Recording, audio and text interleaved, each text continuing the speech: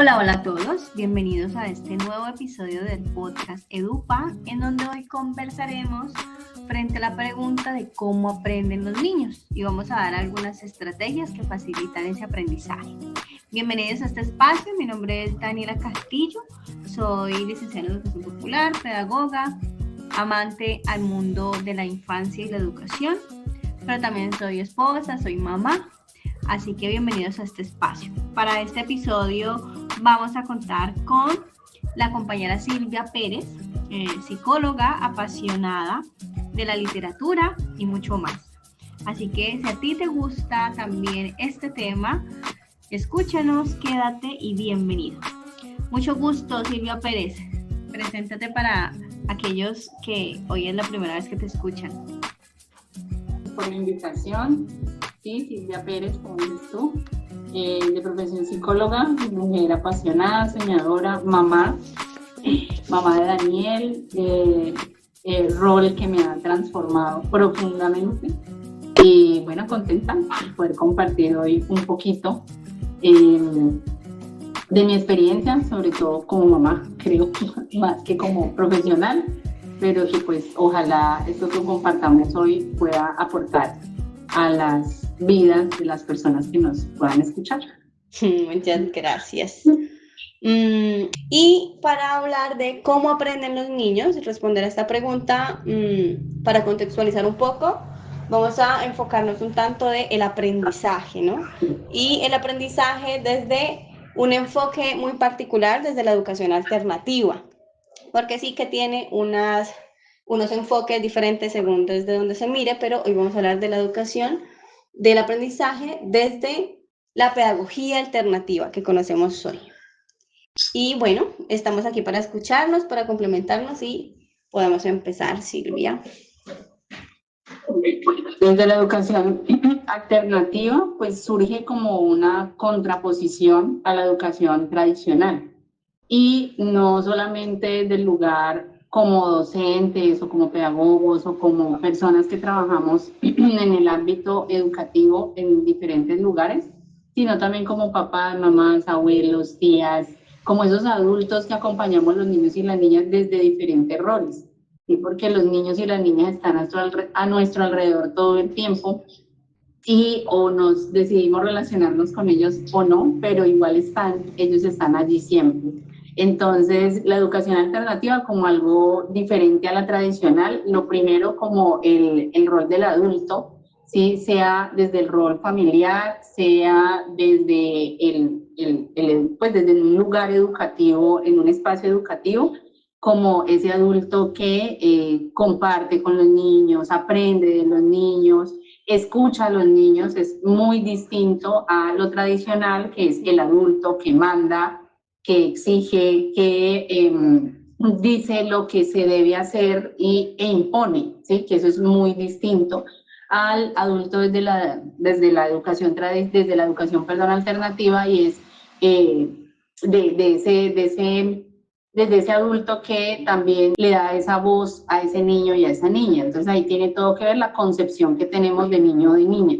Si es un ciudadano, si es un ser que merece respeto, si es un ser que tiene voz y voto, si puede tomar decisiones, qué decisiones puede tomar, qué lugar tiene, qué acuerdos se pueden llegar con ellos y con ellas. Entonces es muy distinta la postura del adulto desde una educación tradicional o desde una educación alternativa, y en esa medida, ¿qué estrategias les ofrecemos de aprendizaje?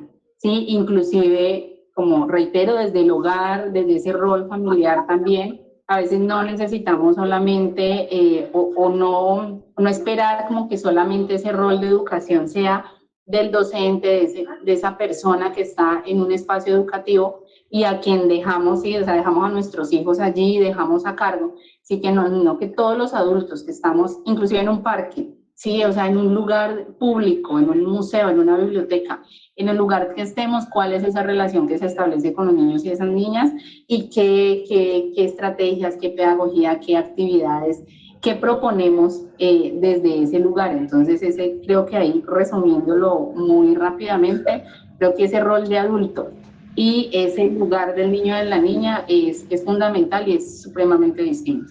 Sí, súper. Claro, cuando hablamos de aprendizaje, esos dos aspectos me parecen que van muy de la mano. ¿Cuál es el rol que toma el niño y cuál es el rol que toma el adulto? Entonces, si nos paramos al niño como sujeto de derechos, como lo conversábamos en el anterior podcast, que está muy bueno también por si se lo quieren escuchar, cuando nos paramos desde el enfoque del niño como sujeto de derechos y el rol del adulto como acompañante de ese aprendizaje, esa perspectiva de aprendizaje cambia demasiado. Porque como decía Silvia, digamos que el proceso de aprendizaje, pues lo conocemos como ese proceso natural de todo ser humano, en donde nosotros comprendemos el mundo, nos relacionamos con él, nos adaptamos en este mundo social y cultural. Y claro que la educación, en toda su sábana que abarca la educación, pues conocemos las dos vertientes que nos acaba de contar Silvia, que es el tema de la educación alternativa, donde ya todo está establecido, ¿no?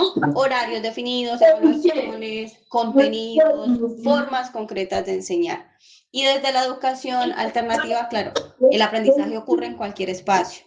El niño tiene ritmos distintos y formas particulares de aprender, y las experiencias que viven en ese proceso de aprendizaje son un papel muy fundamental.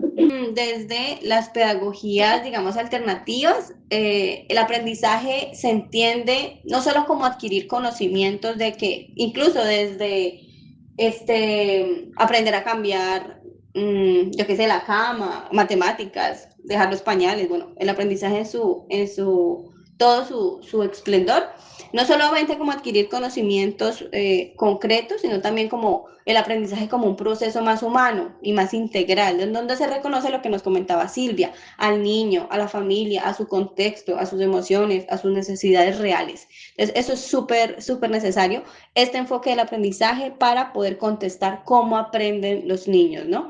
Porque va a partir mucho de la postura en donde el adulto lo interpreta, lo lee y lo practica.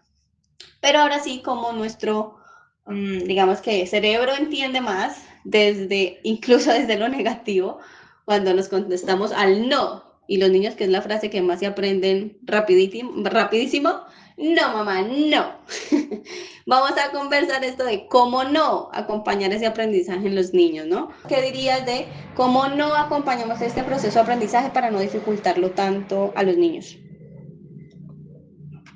Bueno, obligarlos es una manera de no generar amor o pasión o gusto por el aprendizaje, por el conocimiento, ¿sí? Como dices tú, aprenden todo el tiempo, ¿sí? En todo el tiempo. Inclusive, pues desde la educación tradicional, si se posiciona la educación tradicional y la alternativa, los niños aprenden, pero es la manera, ¿sí? Como ese aprendizaje llega a su vida. Y está comprobado que las emociones que se sienten en el proceso de aprendizaje es muy poderoso en las conexiones neuronales, en toda la conexión, inclusive con su propio cuerpo, con todo lo que sucede en el aprendizaje. Entonces, si es obligado, impuesto, con una exigencia donde se le dice tienes que hacer caso, tienes que hacer lo que yo digo, eso genera una desconexión. Una desconexión con eso que estoy haciendo. Y tristemente este tema de la obediencia desde allí, pues también esto ha generado que los niños sean vulnerables también al abuso, porque los niños obedecen también al abusador. Entonces digamos que este tema de la obediencia desde ese lugar, no estoy diciendo que los niños no necesiten límites, por supuesto que somos los adultos que acompañamos a que el niño o la niña vaya conociendo hasta dónde puede llegar, ¿cierto? En un espacio físico, en espacios donde no son físicos y también debe empezar a tener esos límites, sino que cuando nos posicionamos como ese adulto que obliga a los niños y a las niñas a hacer algo, ¿sí? Tienes que hacer la suma porque si no haces la suma, entonces tú no vas a aprender a sumar y no vas a poder tener, digamos, la competencia. Tienes que aprender a leer. Un ejemplo muy claro, están enseñando en jardines o en grados de transición, enseñan a leer y a escribir. Imagínate. Y eso les parece un plus del jardín y les parece un plus del lugar, y está comprobado científicamente que las neuronas, toda su conexión neural de los niños y las niñas pues están en otro momento y no tendrían que, ¿sí? O sea, ese tener que, o sea, a esta edad tiene que hacer el niño o la niña, pues no estamos respetando ese desarrollo. Entonces, ahora que decías del pañal, entonces a esta edad tiene que aprender a dejar el pañal no se deja, es un proceso natural. Entonces, empezando por eso, como mamá empiezo a desesperarme, entonces, a esta edad ya tendría que dejar el pañal, a esta edad tendría que leer, a esta edad tendría que ese deber ser, pues es, de alguna manera es una obligatoriedad. Y ese proceso natural de aprendizaje que lo podemos acompañar desde diferentes maneras, esa obligación, ¿sí? Y ese tener que hacer, para los niños es supremamente frustrante y cuando los empezamos a comparar, la comparación es muy poco amigo de los procesos de aprendizaje. Es que tu hermano mayor dejó el pañal a esta edad, es que tu prima, es que tus compañeros de colegio ya saben leer y tú no sabes leer. Entonces, ese proceso es, hay niños que logran a los 3, 4, 5 años, conozco, de que aprenden a leer y a escribir, pero es por otros temas, o sea, porque les han leído desde que estaban en el vientre, porque tienen otro desarrollo, son otros niños y niñas, pero no obligados, ¿sí? Claro. Yo hablo es de los niños que los obligan a aprender a leer y a escribir muy pequeños, porque, y según los lineamientos del Ministerio de Educación Nacional, pues no, los niños lo que necesitan es jugar, es literatura, es explorar, es parte como de seguir viviendo su propio proceso de niños y de niñas. Entonces, creo que eso dificulta bastante el aprendizaje y cuando los niños se sienten obligados, pues es más complejo, ¿no? Las emociones no son alegría, satisfacción, sino al contrario, una frustración constante y profunda que eso, pues, claro, las consecuencias que va a tener la adultez, pues, además queriendo complacer a los demás y además sintiendo que nunca es suficiente. No, imagínatelo y ponlo tú, Silvia, en un adulto, que a vos te digan en tu casa, no, es que tenés que tender la cama a las 8 en punto, porque a las 8 en punto todo el mundo tiende la cama en esta casa y en este barrio todo el mundo la tiende a las 8. Claro, o tenés que aprender a cocinar la lasaña, tenés que aprender a cocinar la lasaña porque todas las mamás en esta casa saben cocinar lasaña.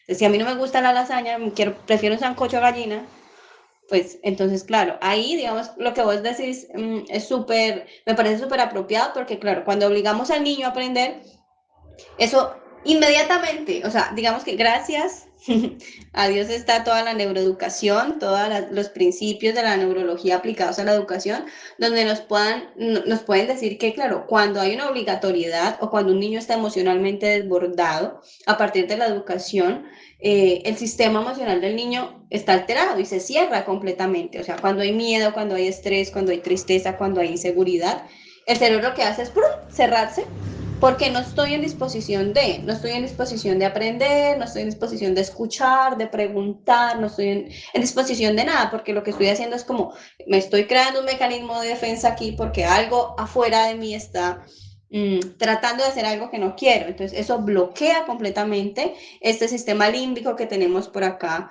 de los chiquis, bueno, del ser humano en general, pero los chiquis con mucha más facilidad se cierran a aprender, porque los estamos obligando o estamos iniciando un proceso de aprendizaje cuando están o con miedo, o con estrés, o con tristeza, o se sienten inseguros, o se sienten rechazados incluso, o se sienten comparados. Si bien el aprendizaje es necesario vincularlo a emociones agradables, ¿sí? Porque las emociones sabemos que no son positivas ni negativas, sino agradables, ¿sí? Que generen satisfacción, alegría, por supuesto en el proceso de aprendizaje pasarán, o sea, se atravesarán y transitarán y evitarán otras emociones, ¿no? Pues claro que hay frustración, claro que habrá en algún momento de pronto tristeza por no lograr algo, ¿cierto? Pero nos referimos a ese vínculo inicial, o sea, si desde entrada le estamos diciendo al niño o a la niña, y los ejemplos que colocas de adulto, me hace pensar en el maltrato infantil. Entonces es tan validado el golpe a los niños y a las niñas, y es que están tan bien educados porque el papá, la mamá, la abuela, además porque todo adulto se siente con el derecho de golpear al niño y a la niña. Horrible. Entonces, y les parece genial cuando en la época veíamos, a mí me tocó ver mis compañeros que les pegaban con regla en primaria. Entonces, como que sí, eso les hace falta y por eso hoy en día pasan tantas cosas, porque falta es como ese golpe a los niños y a las niñas. Entonces, me hace pensar cuando tú hablabas del adulto, es lo mismo. Entonces, si yo me equivoco, entonces mi esposo me tiene que pegar porque yo me equivoqué. Entonces, la forma de corregirme es el golpe. Entonces, me hace pensar en eso, ¿no? Como que en ese proceso y en ese rol de adulto o en esa posición de adulto, yo qué pienso de los niños y las niñas, ¿sí? Yo qué siento con los niños y las niñas. Y de esa misma manera yo me relaciono con ellos, ¿sí? Entonces lo golpeo porque es la forma de educar, porque a mí me golpearon, porque a mi papá lo golpearon, porque mi abuelo, y esa es la manera que he conocido. Ahora lo que tú decías de la lasaña, pues todas las mujeres de esta familia saben hacerlo, pero yo no, o a mí no me gusta, o yo quiero hacer algo distinto, entonces, ¿por qué no se me respeta eso? Entonces, en los niños y las niñas sucede todo el tiempo. Uno va a un restaurante y no le dan la carta al niño. Imagínate. O sea, no le dan la carta al niño. Un día mi hijo dijo, pero ¿por qué no me la pasa a mí? Yo también voy a comer. Entonces lo miraron así extrañadísimos, y a mí eso que contestó mi hijo, a mí me ha hecho pensar en muchísimas cosas, lo que hablábamos el otro día, qué lugar y qué rol tienen los niños y las niñas en esta ciudad. Claro. Uno paga el pasaje del mío y se sienta con él en el mío y la gente lo mira mal. O sea, porque la señora debe sentarse allí. O sea, el niño no merece estar cómodo en una silla. Por supuesto, yo le he enseñado, mi amor, si hay una mujer en embarazo, si hay una señora que lo necesita, si hay una persona en muletas, por supuesto te cargo, todavía lo puedo cargar en la silla, muy incómodo, pero lo hago porque también le estoy enseñando a ser empáticos. Pero también como esa mirada del adulto frente al niño o a la niña. Entonces creo que desde allí, a nivel de ciudad también, de cultura también, cómo hacemos. Y en estos días también leí algo como del teatro infantil, la música infantil, como que todo el arte alrededor de la infancia se ve como minimizado.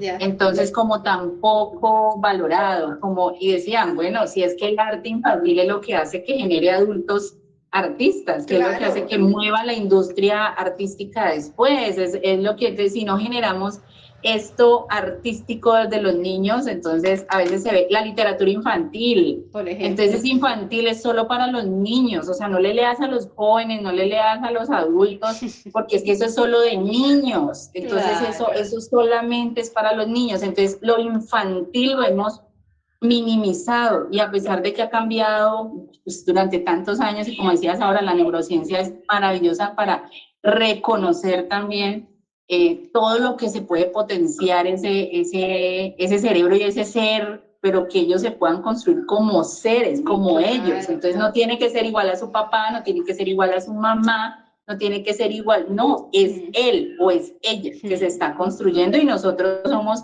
ese acompañante o ese que estamos allí con ellos, como dándoles de lo que cada uno podemos y tenemos. Eso siempre lo digo, no tenemos que ser las expertas ni los expertos para acompañar a nuestros niños y niñas desde el lugar que estemos. Es lo que yo le pueda dar, lo que yo pueda cambiar también para darle a ese niño o a esa niña. Ese aprendizaje, los niños, estamos hablando de cómo aprenden los niños, aprenden también de nuestro ejemplo. Claro. Entonces, ¿cómo así lo vamos a hablar ahora? ¿Cómo así lo vamos a hablar ahora? Okay, pero bueno. Sí, me parece maravillosa tu intervención, porque claro, cuando la postura que tengo como adulto es ver al niño como sujeto de derechos, las prácticas que yo hago en este proceso de aprendizaje son sumamente distintas. Entonces, cuando estamos hablando de cómo no acompañar, entonces, claro, nos estamos aquí, digamos, como para ir recogiendo un poco a los que nos están escuchando. ¿Cómo no acompañar estos procesos de aprendizaje cuando estamos viendo al niño como un sujeto de derechos? Empezamos por el tema de obligación, o sea, no obliguemos a los niños a aprender algo que no quieren. Obviamente, hay casos, hay excepciones, pero en general no obliguemos a los niños a aprender algo que no quieren aprender, no necesitan aprender, no están a gusto aprendiendo eso de todas maneras. Segundo, no acompañamos el aprendizaje de los niños comparando, por favor, no comparemos. Tercero, violencias. Esto de que la letra con sangre entra, mandaba recuerdos de los años, úpale. Pero sí, o sea, nada que vos tengas el derecho, sentirte con el derecho, ¿no? De amenazar, de gritar, de humillar, incluso de golpear, porque un niño está haciendo algo que para ti no debería. Y otro que yo le agregaría para cerrar esta pregunta, y es no acompañamos los procesos de aprendizaje desde el premio o desde el chantaje. Entonces, haz esto y entonces te doy esto otro.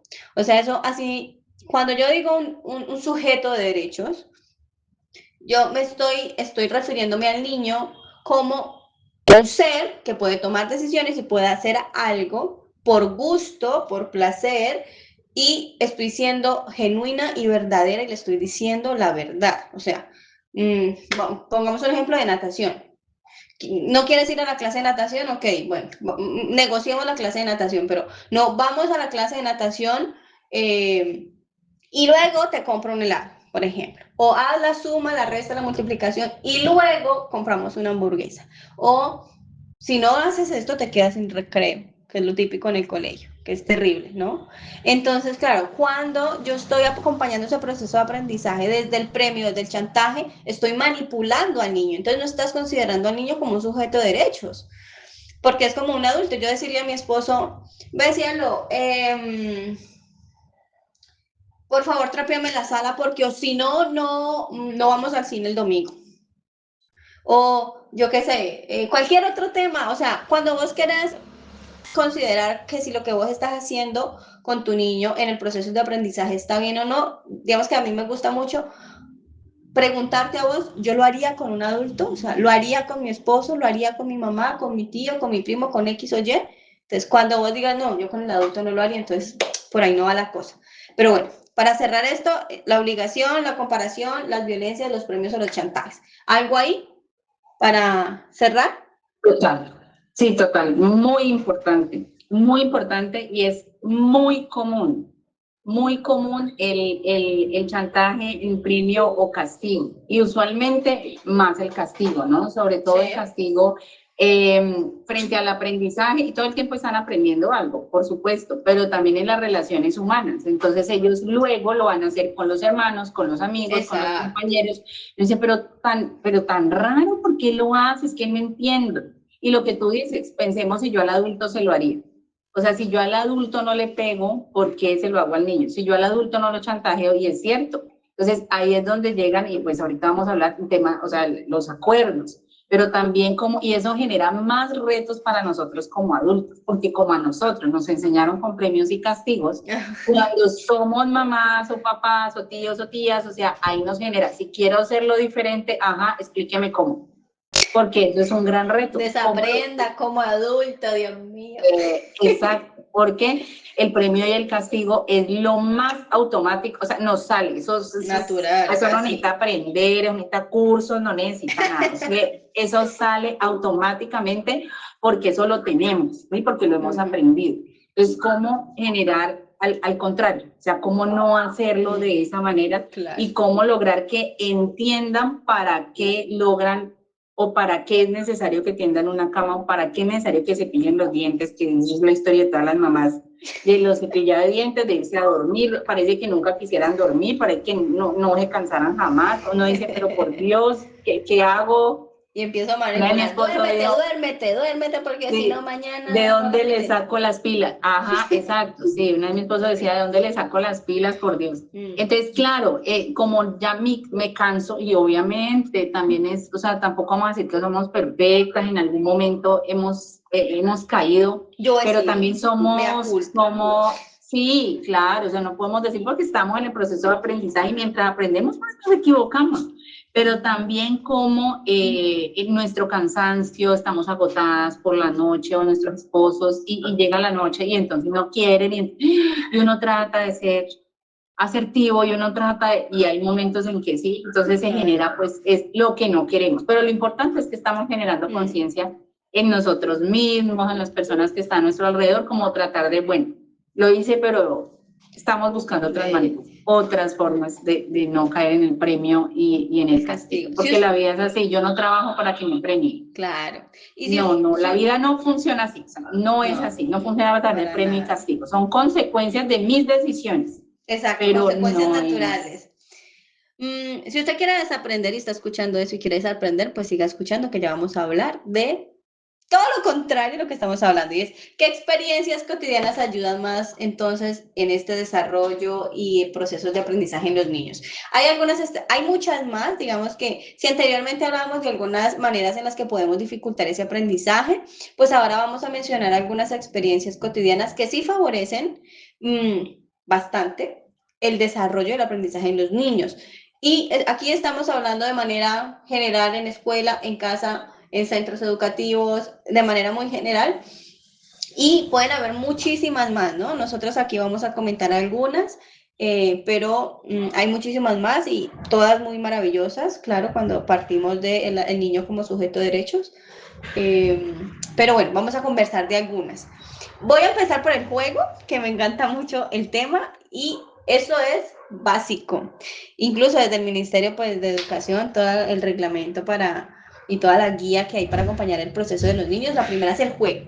¿Y qué es el juego? En pocas palabras aquí, el juego es el lenguaje natural de un niño. Es el lenguaje natural de un niño para aprender. Entonces, a través del juego, el niño hace todo lo que necesita.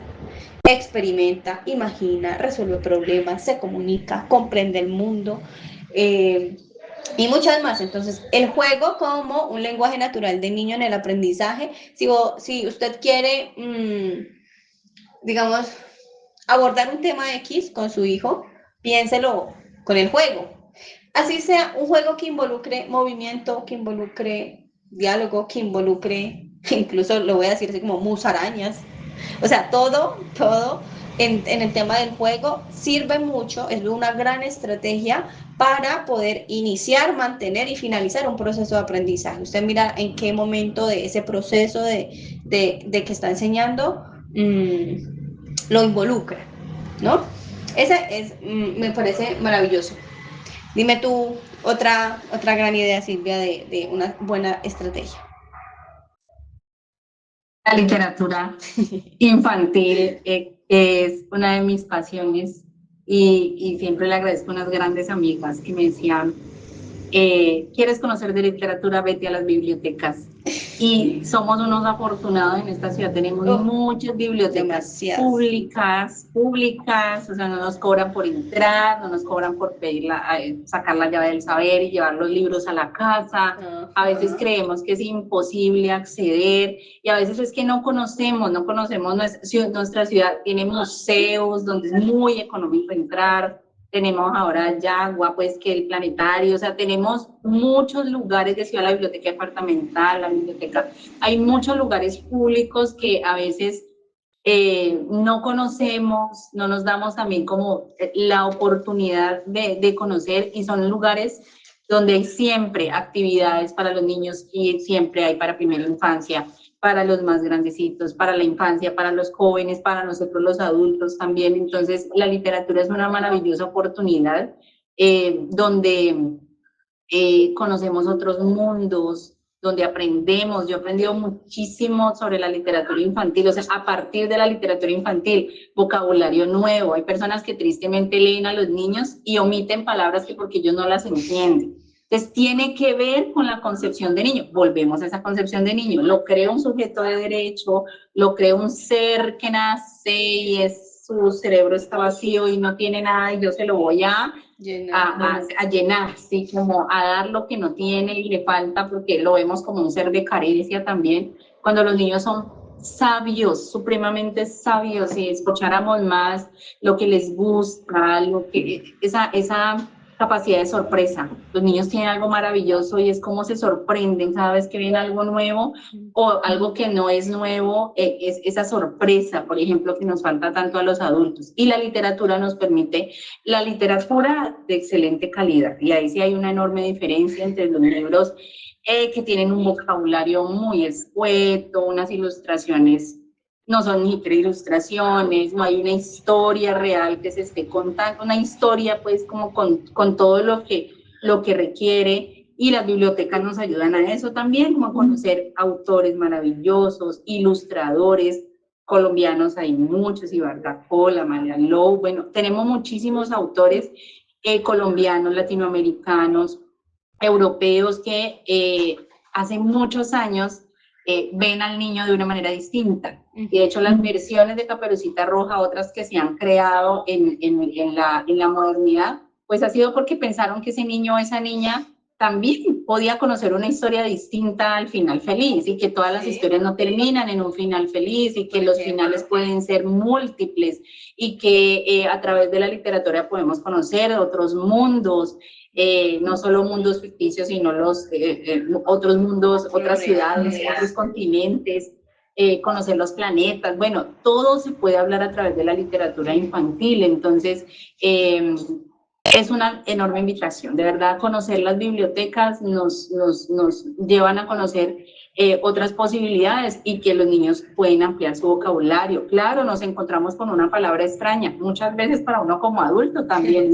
Sí, yo nunca había visto esa palabra, y esto qué significará, irnos a buscar qué significa la palabra. De hecho, los niños, cuando nos ven que algo no sabemos, ellos, ¿ah?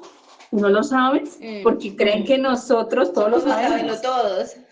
Sí, somos como todopoderosos, y no, o sea, también decirles, no, yo estoy aprendiendo contigo, yo me equivoco también. Muchas veces, y lo he visto pues en proyectos que he estado, el rezago escolar, entonces niños de quinto de primaria que no comprenden un párrafo corto, niños que no leen fluidamente, pero uno les pregunta qué historia les han leído. Nada. Y si nombran 2 o 3 es mucho. Entonces también, ¿de qué maneras creemos que solo aprendemos a leer y escribir con un papel, una hoja, y haciendo planas, y haciéndolo y usándolo como si escribir fuera usar la mano, ¿sí? Entonces, escribir es un proceso cognitivo, leer es un proceso cognitivo, pero traspasa la emoción. Claro. Si yo aprendo a leer con pasión, con amor, porque tengo recuerdos de esta persona que me leyó, de esta persona, de esta profesora, y como decías tú, estamos hablando de de esta profesora, de esta mamá, de esta tía, los abuelos que narran historias. Ay, no, eso es poderosísimo, que cantan, que riman. Exacto, la oralidad. Entonces, ¿cómo nos acercamos y cómo acercamos a los niños desde la primera infancia a la oralidad, a la literatura, y que nosotros seamos ese puente, seamos esos promotores de lectura desde el corazón, o sea, que nos encante leerles, no importa cómo, es decir, hay promotores de lectura que uno baja a la biblioteca y me dice, ¡wow! Incluso lo que, mira que, por ejemplo, que estás diciendo, el tema de la literatura me parece que lo podemos, si quieren luego podemos hacer un podcast sobre literatura, porque tiene y hablamos de autores. Claro, y tiene mucha tela por cortar, porque es muy maravilloso todavía.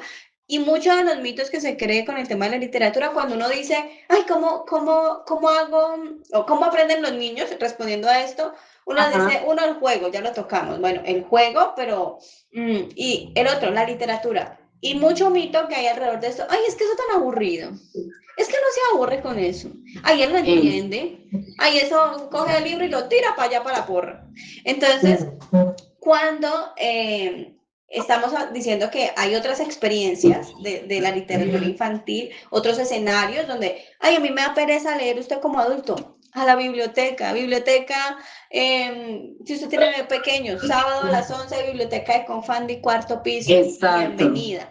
Hora del cuento, 3 p.m., biblioteca Confandi, biblioteca departamental. Entonces, claro, cuando usted diga, no se crean el mito de que los libros y la literatura es aburrida para un niño. ¿Eso tiene que ver mucho con la historia de vida de la persona, del adulto? Claro que sí. Pero si usted quiere desaprender y poder acompañar estos procesos de aprendizaje, aférrese mucho a la literatura infantil, aférrese mucho a que usted primero se enamore de eso que está ahí, porque a mí me parece maravilloso, porque tocan temas desde la literatura infantil, temas muy densos, que a veces uno como para hablar de eso. Entonces, claro, cuando estamos hablando de que vos decías, es que yo también me equivoco como adulto.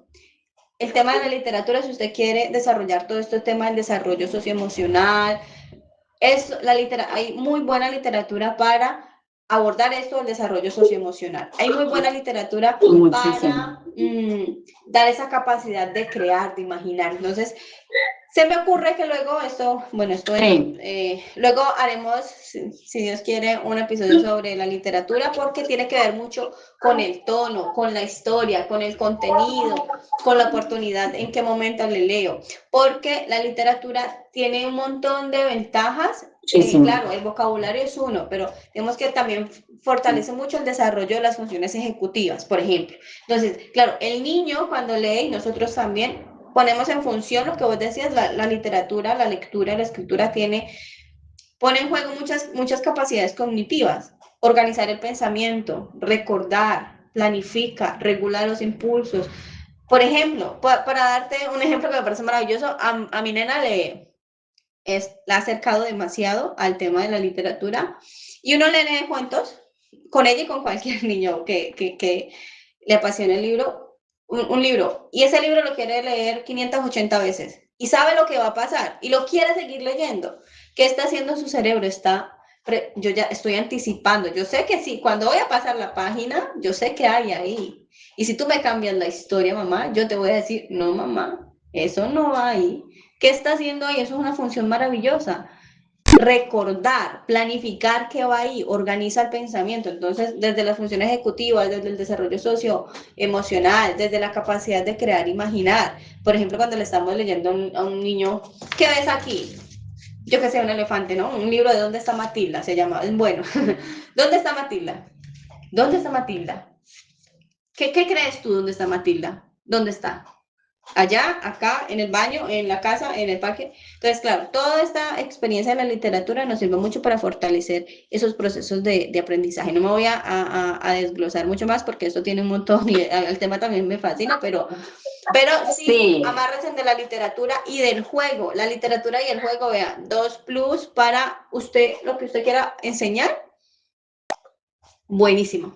Juego también, qué intervenciones genero como adulto.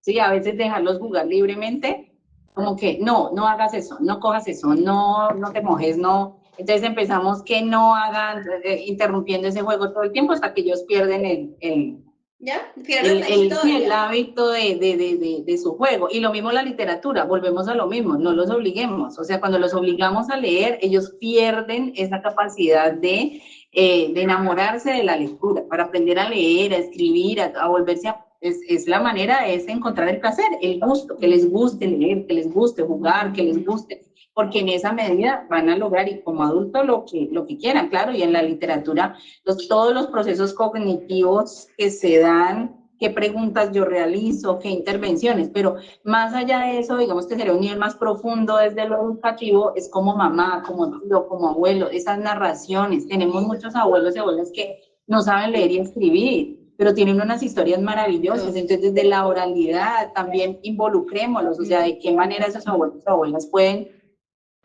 aportar desde su sabiduría también. Y si no estamos acostumbrados, si no es como nuestro tema, si llevemos a las bibliotecas, con que los llevemos, con que les demos, lleguemos a un lugar en Confandi, pueden jugar, pueden correr, pueden leer, pueden tener títeres, o sea, hay tantas posibilidades que uno va, o sea, que aquí lo puedo traer, es gratis, mucha gente cree que no puede entrar. Sí. Y en las bibliotecas públicas, la Biblioteca del Deporte es un gran espacio, muchas bibliotecas públicas en San Luis, en el norte, en el oriente, en todas partes hay una biblioteca pública. Entonces, llevarlos, eso es un primer acercamiento. Busquen en Google bibliotecas, la red de bibliotecas públicas de Cali. Red de bibliotecas públicas. Y hay muy buenas.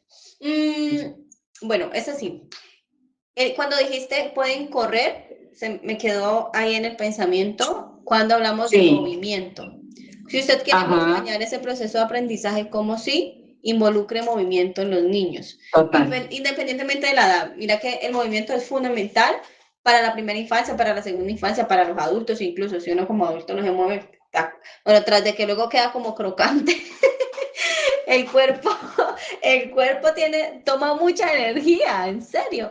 Entonces, el movimiento, cuando el niño se mueve, se activan múltiples procesos relacionados con la atención, la coordinación, la integración sensorial, porque estoy viendo, estoy escuchando, me estoy moviendo.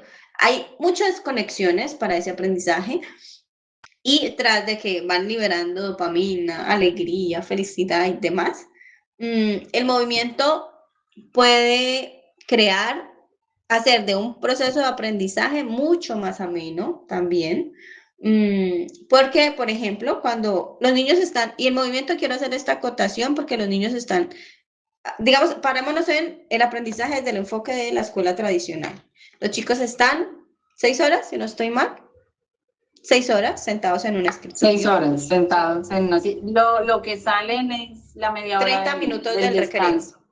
Y cuando tienen educación física son muy felices. ¿Saben por qué? Bueno, sí, educación física. ¿Se imaginan por qué son muy felices en la educación física a veces? Porque se mueven, porque lo sacan al patio, porque hacen otra cosa que están sentados en el escritorio. Y cuando en un proceso de aprendizaje el cuerpo está quieto, las conexiones neuronales también están quietas. Digamos que hay digamos, esto también depende mucho del tipo de aprendizaje de cada persona, pero en su mayoría los procesos de aprendizaje vinculados al movimiento hace que las conexiones neuronales se hagan mucho más rápido. Y cuando se hacen mucho más rápido, se hacen mucho más profundas. Es como un caminito que se teje muchas veces, cuando hay movimiento. Cuando vinculamos el movimiento, la literatura, el juego, la exploración, que también va a ser otro factor donde puedan tocar, observar y comparar muchas cosas, hace que los procesos fluyan, los procesos de aprendizaje fluyan, sean donde sean, abordando el tema que vos querés tocar. No, pues el movimiento es otro gran tema.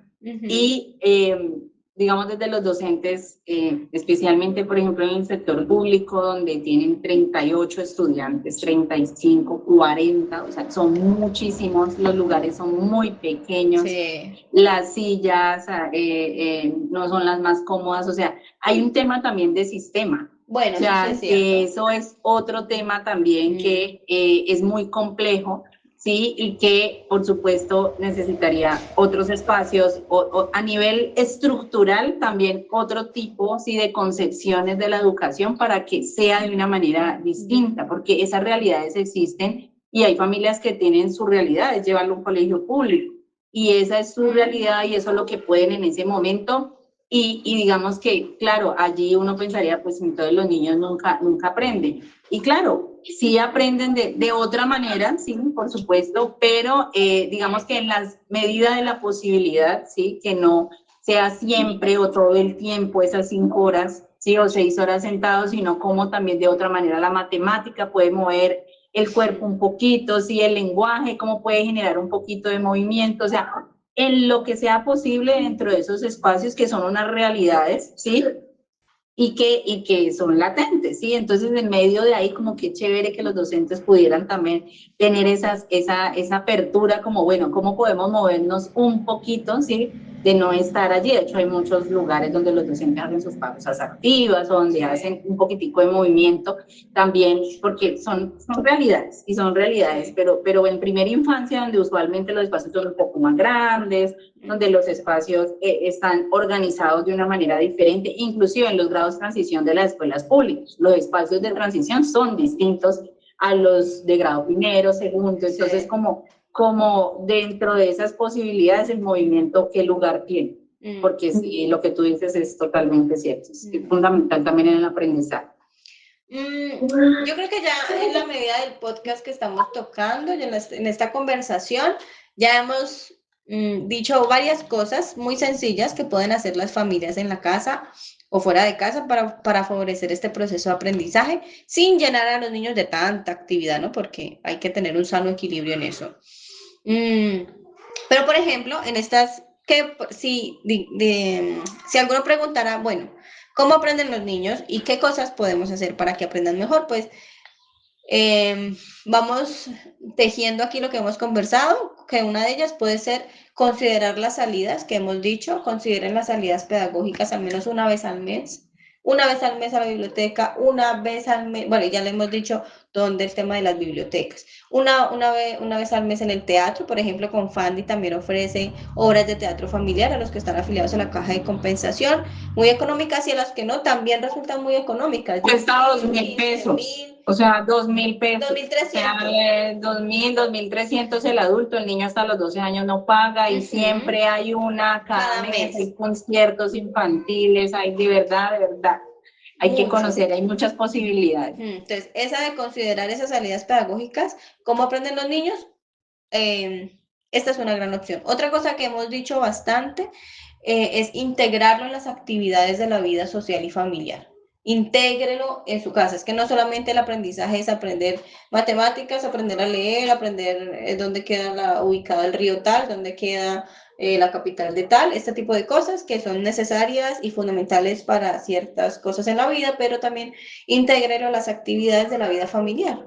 El restaurante, como decía Silvia, leer la carta fuera de un restaurante, ir a una tienda, todo lo que usted como adulto hace, el niño también necesita aprenderlo porque usted lo está preparando para la vida y usted lo va a preparar para la vida desde los primeros años. Usted no va a preparar para la vida desde la adolescencia cuando está su cerebro explotando, que es una mala idea. Pero sí, ubique usted ciertos espacios, escenarios de su casa, por ejemplo, o de afuera, que diga, aquí me puede acompañar el niño. Voy a ir a la tienda, voy a ir al supermercado, lo voy a integrar con el supermercado. ¿Qué vamos a comer esta semana? ¿Qué frutas te gustan? ¿Cuánto va aquí, por ejemplo? O sea, ¿será que me pasé la cuenta con esto que llevamos? ¿Cuánto tenemos de presupuesto? O sea, este tipo de cosas funcionan también mucho. Esa es una segunda. Otra cosa que hemos dicho, bueno, agregaría también a que compartamos suficiente tiempo de calidad con los niños, creando vínculo. Entonces, conocer, como vos decías, si uno se pone a escuchar a los niños, tienen un montón de cosas y los niños me encantan porque dicen las cosas sin filtro, con verdad, con honestidad, sin culpa, sin rencor, ellos van diciendo las cosas, ¡pam! Como cayó. Y eso es muy lindo. Entonces, compartir suficiente tiempo de calidad con los niños también es una gran herramienta que podemos usar. Ir a comer lo que usted quiera, compartir en la sala tirados en el piso. Bueno, busque escenarios con sus hijos o con sus estudiantes, si usted es docente, de crear vínculo primero. Si usted crea vínculo y emocionalmente dispone el ambiente y el espacio para hacer ese proceso de aprendizaje, aproveche. Y yo le agregaría otra y es organice intencionalmente un espacio de juego con propósito en su casa para que su niño tenga un momento y los momentos que quiera para jugar. Un juego libre donde luego, bueno, en Edupa pueden encontrar una manera de hacerlos. Tengo varias ideas ahí, pues mírense por ahí Edupa en Instagram, pero organicen intencionalmente un espacio que responda a lo que el niño le gusta, lo que el niño quiere, donde sea accesible para él, no donde diga, mamá, vení, ayúdame a bajar la pelota porque no la alcanzo. Entonces busque un buen escenario accesible con lo que le guste, que responda a sus necesidades y que él pueda jugar, porque un niño para jugar necesita tiempo, para construir una historia necesita tiempo, un juego que tenga inicio y que tenga fin necesita el tiempo y un buen espacio para hacerlo. Entonces yo creo que estas 4 cositas que he mencionado podría ser cosas muy sencillas que puedan hacer las familias para favorecer el aprendizaje sin llenar a los chicos de actividades y sobre todo pues tengan en cuenta que este enfoque del aprendizaje en el adulto sí es un reto porque toca desaprender. Exacto. Y yo le anexaría a todo eso tan valioso que tú has dicho, es desconectarnos del celular y conectarnos más con nuestros hijos, con nuestras hijas, con nuestros esposos, con nuestras familias, porque definitivamente a pesar de, o sea, ya tenemos muchísima información, el acceso a la información ahora es impresionante, o sea, tenemos mucha información, tanto que ahora tenemos es como que regular y como mirar, bueno, hasta dónde llego, ya enloquecí con este tema, entonces como que, bueno, ¿qué puedo aprender y qué puedo llevar a la vida? Porque así nos llenamos de mucha información, pero no llevamos nada a la práctica, entonces como, ¿qué llevamos a la práctica? Pero invitación y hago campaña donde voy y donde puedo es conectémonos más, de verdad, y todos, no solamente con los niños y las niñas, todos, o sea, con los adultos, o sea, llegan a un restaurante, a un lugar, a un parque, y todos los adultos es conectados con el celular y el niño allá o la niña solito. Jugando, que uno dice, por supuesto, uno permite que en un parque jueguen con otros niños y compartan, y no es lo mismo cuando uno juega con ellos que cuando ellos que cuando ellos juegan con los niños y las niñas. Por supuesto, nosotros así juguemos con ellos, ese juego con nosotros no será nunca igual que con los niños y las niñas. Sin embargo, a veces pasan muchas situaciones entre niños y niñas y los adultos acá sentados en el celular ni cuenta se dan, ¿sí? Entonces, eso también, y en las casas, entonces cada uno va a comer a su cuarto viendo su celular, o en el comedor todos, pero todos en el celular, no ven ni lo que comen. Entonces Exacto. también luego nos preguntamos por qué ese niño o esa niña, si el celular fue la prioridad en la casa a los 8 años, 9 años, 10 años, no quieren contarnos, no confían en nosotros, que también piden celular y además se lo estamos dando como si fuera un juguete. Sí. Entonces también mucho cuidado con eso, desde tan pequeños ya damos celular, ya redes sociales, ya... Entonces, dándoles y llevándolos a un mundo y dándoles un objeto que no es para los niños y las niñas. Exacto. El celular no es un juguete, las redes sociales no es diversión. Entonces, la situación, suicidios en niños y niñas hoy en día está incrementando tenaz, o sea, de una manera increíble, y es qué vínculos y qué está sucediendo. No lo digo solo en familia, en la sociedad, en nuestra cultura. Entonces, niños de 5 años y van en un bus, van en un lugar y ya es el celular, la tablet, ahora está de moda regalar la tablet gigante, entonces para que no les haga menos daño, la tablet más grande. Entonces, por Dios, entonces no hay tiempo para compartir con ellos, trabajo mucho, claro, tenemos que trabajar, por supuesto, pero como decías tú, tiempo de calidad. Si es media hora, si es 20 minutos, 15, lo que sea, pero estoy con él o ella. Pero no es que estoy con el celular aquí y ¿qué le estoy enseñando? El ejemplo, que es otra gran manera de que ellos aprenden, nuestro ejemplo. Maravilloso.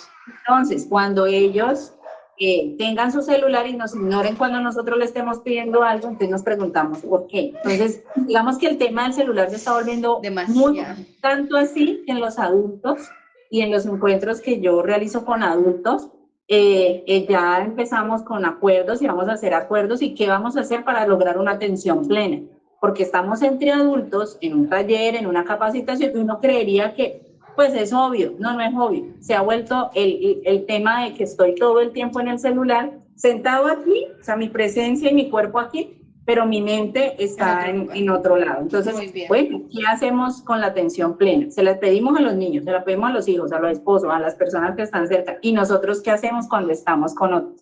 Nos vinculamos, lo que tú decías, estamos generando vínculo como docentes, como desde el rol que tengamos, como odontólogo, como médico, o sea, en todas las profesiones, solo nos quedamos con aquí el computador y el celular, o qué vínculo estamos generando con el otro. Entonces, ¿qué va a pasar con ese adolescente? Lo que tú decías. Entonces, no le enseño a los niños chiquitos a organizar su cama, a ayudar en la casa. Entonces, tengo el adolescente que no quiere hacer nada. Y digo, ¿por qué? Tan raro, pero ¿por qué? Entonces, ¿qué vínculos estoy generando con mi niño y mi niña? O mis estudiantes, como dices tú, desde el rol donde estemos, el tema del celular se está volviendo muy, muy, muy complejo. Y el niño que no tiene celular, o al que se le dice que no al celular o a la pantalla o se le restringe, pues ya se va volviendo el niño o la niña extraña, raro, rarita, porque es que cómo no va a tener celular si todo el mundo tiene, porque él o ella no, y luego porque nos extrañamos, porque ya no quieren jugar, porque no quieren acercarse a un libro, porque...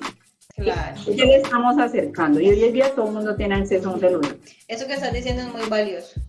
Demasiado valioso, y ténganlo muy en cuenta. Pero bueno, me alegra mucho que ustedes hayan llegado hasta aquí escuchando este podcast. Me parece que tocamos temas muy interesantes. Hay muchos más, pero digamos que esto es un primer escenario y un primer rinconcito que creamos en Edupa para que podamos desaprender muchas cosas y acercarnos un poco más al mundo infantil en el tema educativo. De esto también hay mucha información, pero digamos que esto es un rinconcito para conversar, para escuchar, para preguntarse y para ir construyendo en el camino, porque claro que no somos seres aprendidos, pero ahí vamos como mamás, como maestros, como cuidadores, haciendo este rol tan importante. Bueno, gracias por estar aquí, por escuchar, y gracias, Silvia, a usted por su tiempo, por su experiencia y por seguir trabajando tan duramente por este mundo infantil que tanto lo necesita en este mundo, en esta ciudad y en todo lado. ¿Oíste? Demasiadas gracias, y a ustedes también. Gracias. Muchísimas gracias. Bueno, que disfruten a ustedes. Nos vemos el próximo mes con otro nuevo tema de el mundo infantil y la educación, y la familia y todo lo que tiene que ver con juego, desarrollo y bienestar. Gracias y chao, chao, hasta la próxima.